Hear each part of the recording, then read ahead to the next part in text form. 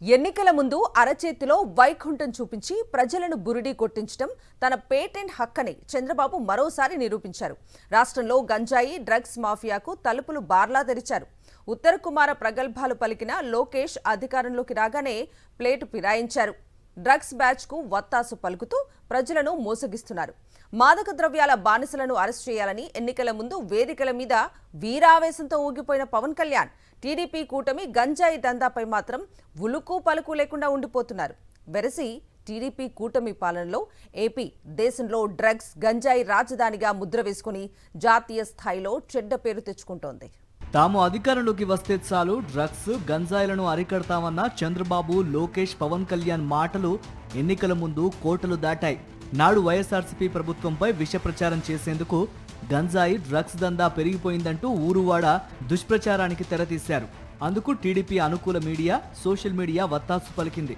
Car కూతలు, కాకి లెక్కలతో ప్రజల్ని తప్పుదారి పట్టించాయి. నేడు అధికారంలోకి రాగానే చంద్రబాబు తన నిజ స్వరూపం ప్రదర్శించారు. టీడీపీ గంజాయి డ్రగ్స్ మాఫియాకు తలుపులు బార్లా తెరిచారు. వైఎస్ఆర్సీపీ ప్రభుత్వం సమర్థంగా అణిచివేసిన గంజాయి దందాను మళ్లీ తెరపైకి తెచ్చారు. చంద్రబాబుకు వీర విధేయులైన టీడీపీ సీనియర్ నేతల కుటుంబాలే రింగ్ మాస్టర్లుగా డ్రగ్స్ దందాకు బరితెగించారు. ఏఓబీలో పట్టాలెక్కించడంతో పాటు ఒడిశా, ఛత్తీస్గఢ్ నుంచి గంజాయి స్మగ్లింగ్ కు ఏపీని గేట్వేగా మార్చేశారు. ఏపీతో పాటు తెలంగాణ, తమిళనాడు, కర్ణాటక, మహారాష్ట్రాలను తమ గంజాయి దందాకు మార్కెట్గా చేసుకున్నారు. అయితే ప్రజల్ని మభ్యపెట్టేందుకే గంజాయి వద్దు బ్రో అనే నినాదాలతో కార్యక్రమాలు చేస్తున్నారు. కానీ టీడీపీ గంజాయి మాఫియా దర్జాగా దందా సాగిస్తున్న కూటమి ప్రభుత్వం ఉద్దేశపూర్వకంగానే ఉదాసీనంగా వ్యవహరిస్తోంది.